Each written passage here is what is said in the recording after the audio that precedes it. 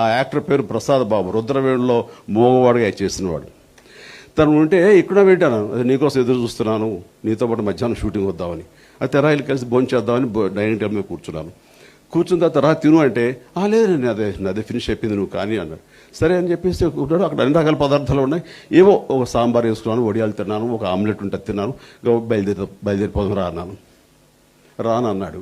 అన్నాను, దాని ఇంటికి వెళ్తాను. కదా ఏమైందా, ఇంట్లో మనసు మార్చుకొని రా, షూటింగ్ దగ్గర సరదాగా కాసేపు టైం స్పెండ్ చేద్దాం.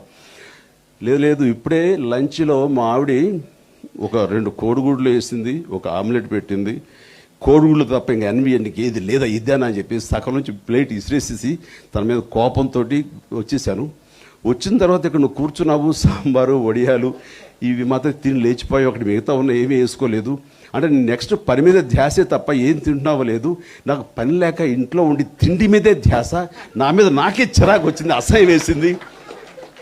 ఇప్పుడు వెళ్ళి నా భార్యకి నేను క్షమాపణలు కోరుకోవాలి, తనని సారీ చెప్పాలి, అందుకు నువ్వు వెళ్ళిపో బాస్, నేను ఇక్కడ ఉండిపోతాను. ఓకే ఆల్ రైట్ అన్నాను. అంటే తినటం అనేది అంటారు అందరూ జనరల్గా, బతకడం కోసం తినాలి తప్ప తిండి కోసం బతకూడదు అన్నది. అది నేను ఆ రకంగా తిండికి ఇంపార్టెన్స్ ఇవ్వకపోవడానికి, ఏదుంటే అది ఆ టైం కడుపు నింపుకోవడానికి ఎన్సీసీలో నాకు వచ్చినటువంటి ఆ డిసిప్లిన్ అది మా కాలేజ్ నుంచి వచ్చింది, వైఎన్ఎం కాలేజ్ నుంచి.